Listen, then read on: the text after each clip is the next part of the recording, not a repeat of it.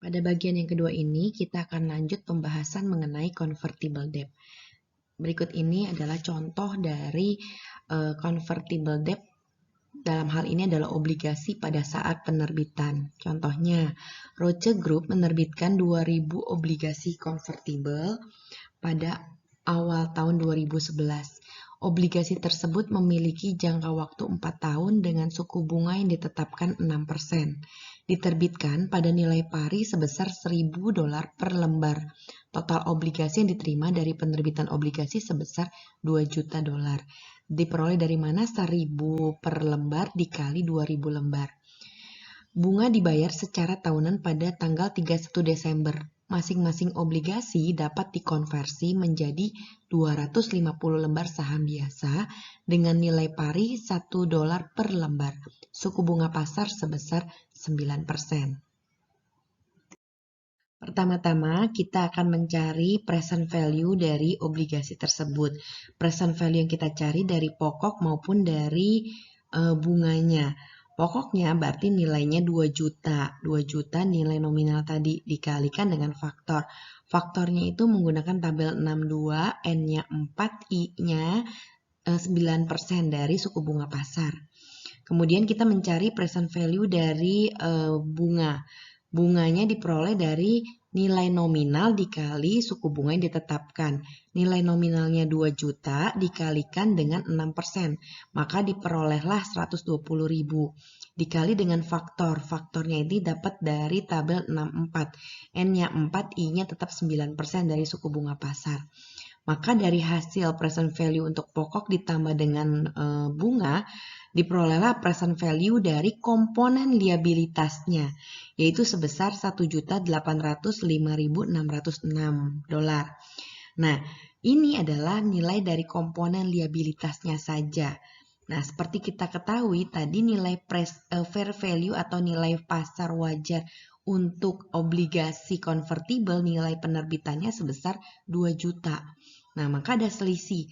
Apabila 2 juta dikurangi dengan 1,8 tadi, selisihnya ini merupakan nilai pasar wajar dari komponen ekuitas sebesar 194.394. Pencatatannya di dalam ayat jurnal sebagai berikut. Kas sebesar 2 juta, di kreditnya adalah bonds payable 1,8 yang adalah komponen liabilitasnya, selisihnya adalah share premium dan ada catatannya conversion equity. Ini menunjukkan bahwa obligasi ini dapat dikonversi sebesar 194.394.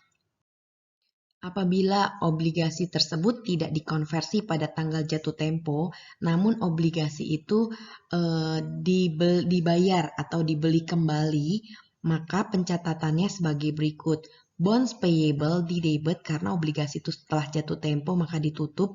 Yang dikredit adalah sebesar cash, nilainya 2 juta dolar.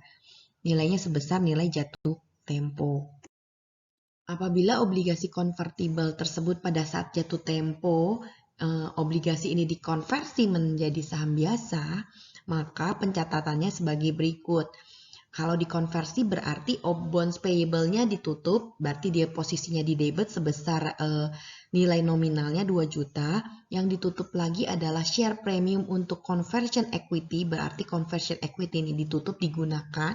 Yang dikredit adalah yang beredar, artinya saham biasanya beredar sebesar 500.000 diperoleh dari satu lembar obligasi itu dapat menghasilkan 250 lembar saham biasa. Maka obligasi tersebut ada 2000 lembar. 2000 lembar kali 250 lembar dikali $1 untuk nilai sahamnya. Maka diperoleh $500.000. Kemudian selisihnya, selisih antara debit dikurangin kredit, maka selisihnya adalah kelebihan dari untuk saham biasa atau dengan kata lain share premium ordinary sebesar 1.694.394. Berikut ini adalah schedule dari amortisasi obligasi. Seperti kita ketahui, carrying amount dari obligasi ini diperoleh dari nilai present value obligasi tersebut. Anda lihat setiap tahunnya present value-nya akan bertambah karena obligasinya nilai sekarangnya lebih kecil daripada nilai jatuh tempo, maka diskon amortisasinya akan dijumlahkan atau menambah nilai obligasi. Contoh selanjutnya, apabila obligasi ini dikonversi namun sebelum jatuh tempo, maka nilai present value dari obligasinya dilihat dari schedule amortisasinya. Nah, contohnya asumsi Roche mengkonversi obligasi ke dalam saham biasa pada tanggal 31 Desember 2012. Maka ayat jurnal untuk mencatat konversi tersebut adalah sebagai berikut. Obligasinya dikonversi, berarti yang ditarik adalah bonds payable-nya ditutup. Bukan sebesar 2 juta, tapi sebesar, kita lihat tanggal 31 Desember 2012, nilai present value untuk bonds payable-nya sebesar berapa. Di sini 1.894.41. Kemudian kita juga tutup share premium untuk conversion equity-nya, tetap nilainya sama 194.394. Kemudian yang dikredit adalah saham biasa yang beredar, ya tadi 500.000 lembar yang sudah saya jelaskan sebelumnya. Selisihnya ini adalah share premium ordinary. Contoh yang lain, misalnya obligasi tersebut dibeli kembali sebelum jatuh tempo. Nah, berarti obligasi ini tidak dikonversi tapi dibeli kembali namun sebelum jatuh tempo. Nah, apa yang harus kita lakukan? Kita melihat di sini. Contohnya, Roche menentukan nilai wajar dari komponen kewajiban atas obligasi konvertible pada tanggal 31 Desember 2012 dan kemudian dikurangi dengan nilai wajar dari obligasi konvertible yang diterbitkan, yaitu yang memiliki dua komponen tadi, yaitu ada komponen liabilitas dan komponen ekuitas. Untuk lebih jelasnya kita lihat hitungannya sebagai berikut. Diketahui nilai wajar dari hutang konvertibel termasuk kedua komponen ya. Kalau dikatakan hutang konvertibel itu artinya ada komponen kewajiban atau liabilitas dan ada komponen equity-nya. Nilai pasarnya pada tanggal 31 Desember, asumsinya nih dia repurchase-nya 31 Desember 2012 sebesar 1965. Kemudian nilai wajar dari komponen kewajibannya saja, yaitu komponen liabilitasnya saja, asumsi di sini asumsi nilainya sebesar 1.904.900, artinya nilai pasar atau pasaran obligasi tersebut untuk komponen liabilitasnya aja sebesar 1.904.900. Langkah pertama kita menentukan laba atau rugi dari pembelian kembali obligasi dengan cara membandingkan present value dari komponen liabilitas atau kewajiban per tanggal 31 Desember 2012 di mana nilai yang asumsi yang kita terima adalah sebesar 1.904.900 dibandingkan dengan nilai terbawa atau carrying value dari komponen liabilitas per 31 Desember 2012 berdasarkan schedule amortisasi nilainya 1.894.441.